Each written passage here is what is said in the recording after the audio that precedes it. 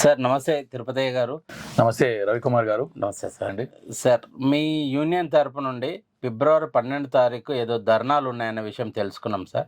ఆ ధర్నాలో మీరు పాల్గొంటున్నారా? మీ ఏ సమస్యల గురించి మీరు పోరాడుతుండో వివరంగా మాకు చెప్పగలుగుతారా సార్? థ్యాంక్ యూ రవికుమార్ గారు. మీ స్టూడియోకు పిలిచి ముఖ్యంగా S9 ద్వారా చాలామంది ప్రజలను, ముఖ్యంగా మా వర్కర్లని, మా ఇన్సూరెన్స్ ఎంప్లాయీస్ని, మా సంఘాల అన్నిటిని కూడా కలుసుకునే అవకాశం ఇచ్చినందుకు థ్యాంక్ యూ వెరీ మచ్. ఫిబ్రవరి సమ్మెలో మేము భాగస్తులుగా ఉన్నాం. మేము దేశంలో ఉన్నటువంటి 10 కేంద్ర కార్మిక సంఘాలు మరియు ఇతర ఇండిపెండెంట్ ఫెడరేషన్లు, అంటే బ్యాంకింగ్లో ఉన్నాయి, రైల్వేస్లో ఉన్నాయి, ఇన్సూరెన్స్లో ఉన్నాయి. సో అందరితో కలిసి మేమందరం కూడా ఈ సమ్మెలో పాల్గొంటున్నాం. ఈ సమ్మెలో మీరు అడిగినట్టుగా ప్రధానంగా మాకు 2 కారణాలతో మేము సమ్మెలోకి వెళ్తున్నాం. మొదటిది ఇన్సూరెన్స్ స్పెసిఫిక్, రెండవది లేబర్ కోడ్స్. ఇన్సూరెన్స్ స్పెసిఫిక్ అన్నప్పుడు ఏంటంటే మాకు ముఖ్యంగా ఇప్పుడు FDI ఫారిన్ డైరెక్ట్ ఇన్వెస్ట్మెంట్ 100% మొన్న డిసెంబర్లో పెంచింది. దాని ద్వారా నష్టం ఉంది అనేది మేము భావిస్తూ ఉన్నాం. దాని ద్వారా భారత ప్రజలకు ఎలాంటి లాభం ఉండదు. ప్రైవేట్ కంపెనీలు, ఫారిన్ కంపెనీలు ఏవైతే వస్తాయో వాళ్ళకే లాభం ఉంటుందని మేము భావిస్తాం కాబట్టి అది మాకు వద్దు. రెండవది LICలో డిజిన్వెస్ట్మెంట్ అంటే వాటాల ఉపసంహరణ 2022 మేలో జరిగింది. జరిగిన తర్వాత ఇప్పటికి కూడా LIC ఆ రోజు ఏదైతే 949 రూపీస్ షేర్ ఉండేనో ఇప్పటికి కూడా 949 రీచ్ కాలేదు. అంటే ప్రజలు LICని వాటాల రూపంలో లాభాలు చేకూర్చేటువంటి సంస్థగా చూడకుండా మా జీవితాలకు రక్షణ కల్పించి, మా బీమా కల్పించి, మేము ఒకవేళ చనిపోతున్నంటే మా భార్య బిడ్డలకి హెల్ప్ చేసే సంస్థగా చూస్తారు తప్ప ఆ లాభాలు చేకూర్చేటువంటి ఒక స్టాక్ మార్కెట్ ఐటమ్గా చూడరు. కాబట్టి మరి ఫర్దర్ డిజిన్వెస్ట్మెంట్ చేయాలనే ఆలోచన ఏదైతే కేంద్ర ప్రభుత్వానికి ఉందో దాన్ని విరమించుకోవాలని మేము కోరుకుంటున్నాం. ఇక మూడోది ఏంటంటే ఇన్సూరెన్స్ లాస్ అమెండ్మెంట్ బిల్ అనేటువంటిది 2025 పేరు పైన డిసెంబర్ 15 తారీఖు నాడు తెచ్చారు. దాని ద్వారా insurance act 1938, insurance act 1956, IRD act 1999 వీటిని సవరించి తెచ్చారు. కాబట్టి దాని ద్వారా నష్టం ఉంది. దాన్ని కూడా మేము వ్యతిరేకిస్తున్నాం. నాలుగో డిమాండ్ ఏంటంటే ఈరోజు LIC ఆఫ్ ఇండియాలో రిక్రూట్మెంట్ చేయాలి. చాలా ఖాళీలు ఉన్నాయి. రిక్రూట్మెంట్ చేయడం ద్వారా అన్ఎంప్లాయ్మెంట్ తగ్గిపోతుంది. తర్వాత కొత్త బ్లడ్ LICలకు రావడం వల్ల కొత్త బ్లడ్ ద్వారా మంచి మెరుగైనటువంటి సర్వీస్ ఇస్తాం. కాబట్టి ఈ 2 ప్రధాన అంశాలుగా మేము తీసుకొని ముందుకెళ్తాం. సార్ లేబర్ కోట్లకు మీకు సంబంధం ఏంది సార్? రవికుమార్ గారు, మీరే కాదు మీడియా వాళ్ళు చాలా చోట్ల నన్ను అడుగుతున్నారు. ఈవెన్ ఇంటెలిజెన్స్ డిపార్ట్మెంట్లో అడుగుతున్నారు. మా ఎంప్లాయీస్ డౌట్ ఉంది, ఈ లేబర్ కోడ్లతో మనకేం సంబంధం, మనం వైట్ కాలర్ ఎంప్లాయీస్ మంచి జీతాలు ఉన్నాయి కదా అని అనుకుంటున్నారు. కానీ ఈరోజు లేబర్ కోడ్లపైన మీరు కూడా పోరాటం చేయాలి. ఎందుకంటే రేపటి నాడు మీ స్టూడియోలో కూడా మీకు అన్ని రిస్ట్రిక్షన్స్ పెట్టి మీరు పనిచేసుకునేటువంటి అవకాశం లేకుండా కేంద్ర ప్రభుత్వం లేబర్ కోడ్లను కుదించింది. ఫర్ ఎగ్జాంపుల్ బీడీ వర్కర్లకి మీకు ఒక చట్టం ఉంది, ఇండస్ట్రియల్ డిస్ప్యూట్ యాక్ట్ ఉంది. సో బీడీ వర్కర్లకు సపరేట్ చట్టం ఉంది, మీకు సపరేట్ చట్టం ఉంది. అంటే స్టూడియోలు, సినిమాల్లో పనిచేసే వాళ్ళకి చట్టం సపరేట్ ఉంది. ఇప్పుడు బీడీ వర్కర్లను మిమ్మల్ని ఒకటే చోట తీసుకొచ్చారు. యాక్చువల్లీ బీడీ వర్కర్లకు ఏంటి, వాళ్ళకి చేతులకు అంటుతుంది, వాళ్ళకు వాసన వల్ల నష్టం జరుగుతుంది, వాళ్ళకి హెల్త్ పాడవుతుంది. మీకు అట్లా కాదుగా. కానీ ఇప్పుడు బీడీ వర్కర్లను, మిమ్మల్ని, గార్డెన్ వర్కర్లని అందరినీ ఒక చోట కట్టేశాడు. అది కరెక్ట్ కాదు. అట్లా ఈరోజు ప్రభావం పడదు అనిపిస్తుంది, కానీ తర్వాత ప్రభావం పడుతుంది. 300 మంది ఉంటే తప్ప స్టాండింగ్ ఆర్డర్లు వర్తించవు అంటున్నాడు. స్టాండింగ్ ఆర్డర్లు అంటే డిసిప్లినరీ ప్రొసీడింగ్స్ ఎలా ఉంటాయి అనేటువంటిది. ఇప్పుడు మీ దగ్గర 300 మంది లేకపోవచ్చు, మీ దగ్గర 30 మంది ఉండొచ్చు, 100 మంది ఉండొచ్చు. మరి మీ దగ్గర ఏం స్టాండింగ్ ఆర్డర్ లేకపోతే మీకు నష్టం కాదు. మీ వర్కర్లందరికీ మీరు ఒక విలేకరి, మీకు కూడా జీతభత్యాలు రావాలి. మీ యాజమాన్యం మిమ్మల్ని చిన్న చూపించే అవకాశం ఉంది, లేదా ప్రభుత్వం పట్టించుకోకపోయే అవకాశం ఉంది. కాబట్టి అంటే ఇట్లాంటి చాలా ఉన్నాయి. ఫిక్స్డ్ టర్మ్ ఎంప్లాయ్మెంట్ అని చెప్పి, ఫిక్స్డ్ టర్మ్ ఎంప్లాయ్మెంట్ అంటే ఎప్పుడైనా తొలగించవచ్చు, అలాంటిది పద్ధతి కాదు. ఇప్పుడు మహిళలు రాత్రింబవళ్ళు పనిచేసుకోవచ్చు అని చెప్పి చెప్తున్నాం అంటున్నారు.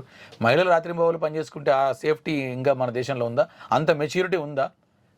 ఒక విలేకరు వచ్చి, మహిళా విలేకరు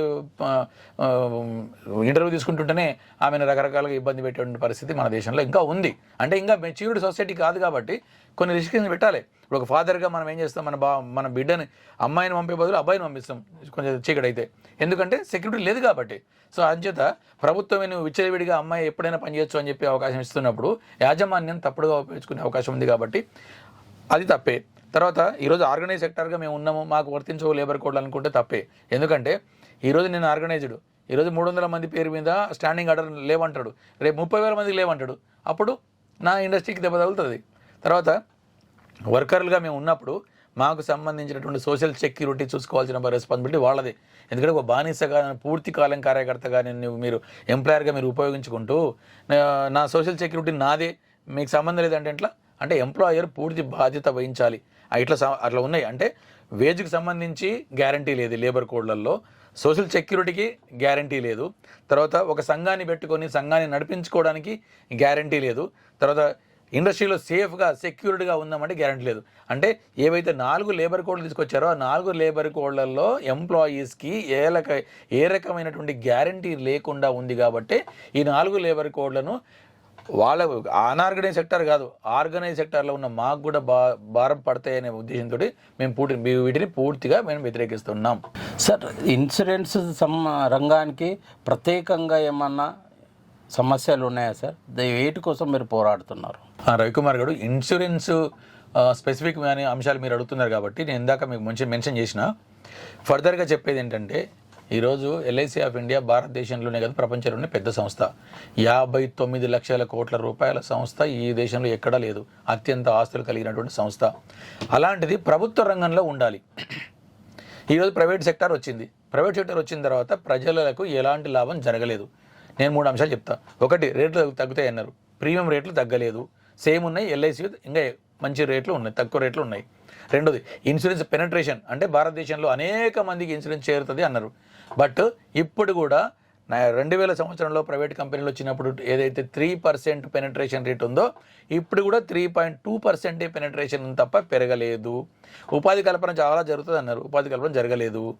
ఎందుకు అంటే ప్రైవేట్ కంపెనీలు ఏవైతే నమోదు చేసుకున్నాయో అందులో చాలా కంపెనీలు పలాయనం చిత్తగించి వెళ్ళిపోయినాయి కూడా. తర్వాత ప్రైవేట్ కంపెనీల్లో ఈరోజు రిక్రూట్మెంట్ ఆపేసి చిన్న దుకాణాలు పెట్టుకొని ఉన్నారు, అంటే రిక్రూట్మెంట్ రాలేదు.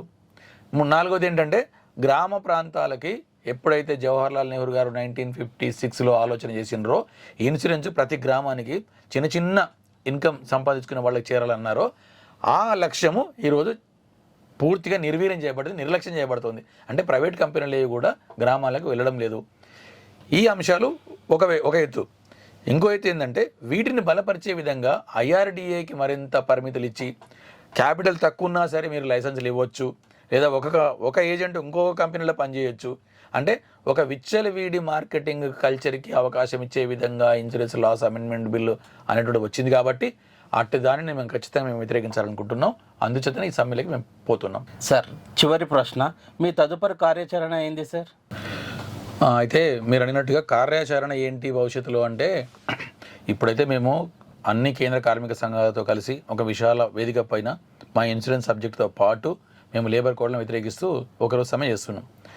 తర్వాత ఖచ్చితంగా నేను హోప్ఫుల్గా ఉన్నాను, ఖచ్చితంగా కేంద్ర ప్రభుత్వం కాస్త ఆలోచించి ఈ సమస్యలను సానుకూలంగా స్పందిస్తుందని చెప్పి, ఎట్లయితే రైతు చట్టాలను వెనక్కి తీసుకుని రైతులను సంతోషపెట్టిందో, ఈరోజు వ్యవసాయం చేసుకోవడానికి అవకాశం ఇచ్చిందో, మాకు కూడా ఈ 29 కేంద్ర కార్మిక చట్టాలను పునరుద్ధరించి లేదా వాటి స్థానంలో మాకు ఉన్నటువంటి డిమాండ్లన్నింటినీ కూడా పరిష్కరించే విధంగా ఆ లేబర్ కోడ్లను మార్చాలని చెప్పి మేము కోరుకుంటున్నాం.